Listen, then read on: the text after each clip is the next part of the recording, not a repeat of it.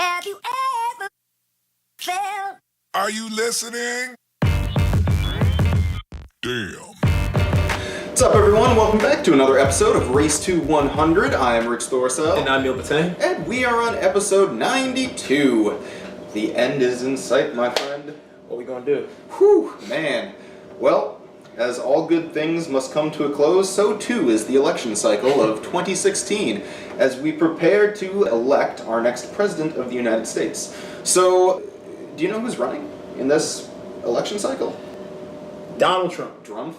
Donald Trump. I guess Donald Trump. The guy who's trying to make America great again. And who's he facing off against? Hillary Clinton. A woman president? Potentially. What? Shows the progression our country has made over all these years. So, we may have two major candidates running, but they are not the only ones. Isn't that correct? You have the Libertarian ticket, which is Gary Johnson. The Libertarian ticket. And you also have the Green Party ticket, which is... a lady by the name of Jill Stein. Jill Stein, indeed.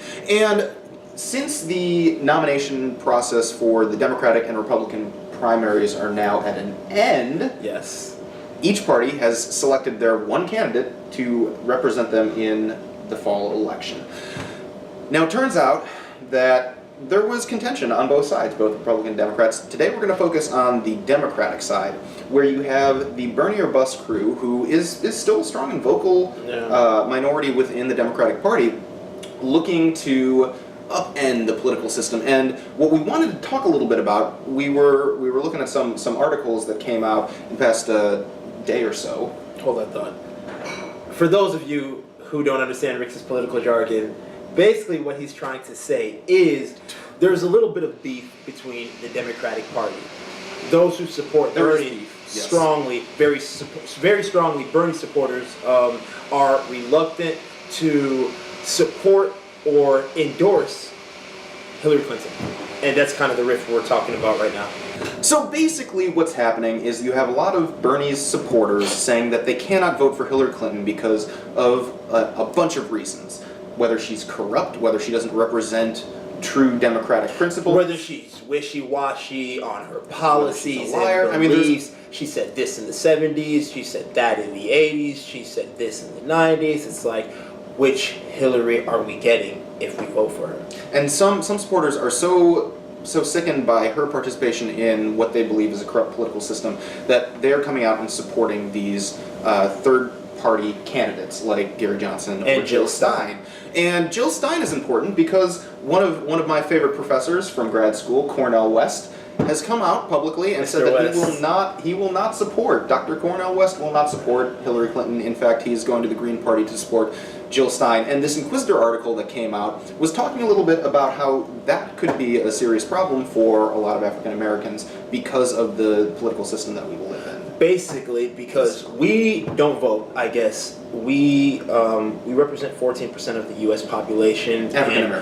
African Americans, and unfortunately do not exercise our right to vote. And most of us are familiar with Cornel West, the activist who is also a professor, and by him not endorsing Hillary Clinton, it only increases the chances of Donald Trump becoming our next president, says this article we read from Inquisitr. Yes. Okay. So what is your take on that?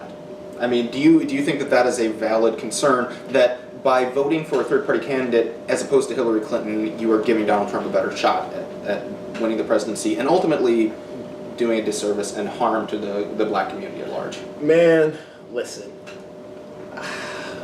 As long as you go out there and vote, the guy's keeping it real. He's being authentic. He's being genuine. He can't, if he doesn't endorse Hillary for whatever reasons we don't know, that is his right. Yeah, I guess it's like, but if you don't endorse Hillary, like, why are you gonna endorse someone that has no chance of winning the election and only help the odds of Donald Trump winning? Like, good for him, man. Like, he's keeping it real. If that guy does not support Hillary Clinton, I don't want him to tell me you should support Hillary Clinton, even though I don't. Now, what type of charlatan stuff is that happening? Yeah, and I would say I completely we live in a country where there are multiple candidates that you can vote for. That is our right. We do not have to choose between two parties. We can opt for a different alternative that more fits our own personal moral compass. However, the practical side of me always pushes back. It's like, okay, well, you look at the 2000 elections when you had a third-party candidate running, and guess what happened? In several states, it was close enough that those votes who, if we just had a two-party system and you voted for one or the other, ended up allowing the presidency to go to our lovely George W. Bush for two terms. And that certainly caused 2 terms issues.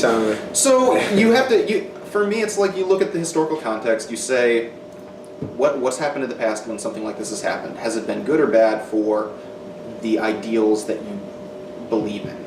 And yeah, Hillary Clinton may not be the perfect candidate. No candidate really is, but is she better than Donald Trump? And it's a tough argument to make, because either way, I feel like, because you have the passion that people have, which I think is good. It's good to have passion in politics, but on the other hand, you also have you take it out of context. Yeah. You don't look at it in a historical, big picture perspective. Yeah. You can look at the moment, and you can say in the moment this is the right thing to do. But when you look at the arc of history, especially American history in the past couple of decades, what does that really mean? Yeah. And let's be honest, y'all, just because Cornel West does not endorse Hillary Clinton and decides to endorse Jill Stein for whatever reason, doesn't mean, like, Hillary's going to win the black vote, regardless of whether or not Cornel West endorses her or not. You know what I'm saying? Yeah, it might cause a little bit of a rift, but Bernie was his guy. Hell, Bernie was my guy, man. Let's be honest. I don't even know straight up if I would vote for Hillary. I might vote for myself. I might vote for you. I might vote for Lil Wayne. You know what I'm saying? But like, I don't know, man. It's choice of conscience. Exactly, and I mean, again, I respect Hillary. I respect Donald Trump even. Like, and I'll say too, as much as it pains me to say this on camera, like I respect the contributions they've made to our country. But man, it's like, in a broken system, do you really want to continue to help push that broken system along? Exactly. That's an argument that I understand and respect as well. And especially when you have passions that are so high, it's hard to divorce yourself from that. So, I totally understand, especially for people who are getting into politics for the first time. I mean, I know you were never very political before we started this race to 100, and learning more and reading more and understanding the way that our political system operates, I think, has helped make you a more informed voter, which is what we all hope to achieve. Because maybe in the future, when I will ultimately vote for Hillary Clinton, but in the future, if there is a Democratic candidate who's a poor choice and a Republican candidate who's a poor choice, I would hope that an informed electorate would say, maybe there is a third way, a third path that we haven't traveled yet. Yeah, but.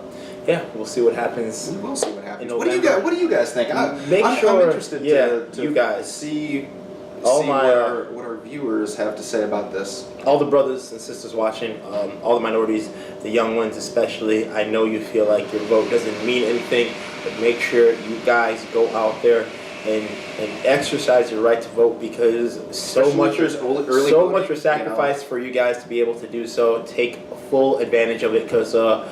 You're not gonna fix it unless you're a part. So yes, with that being said, feel free to like, comment, and subscribe to our YouTube channel for more access to episodes of Race to 100. None of this would be possible without the contributions of our viewers and subscribers. We appreciate everything that you guys have done for us. Thank you for tuning in. Once again, I'm Neil Batang. Rix, would you like to add anything? We will catch you next time on the Race to 100. Peace.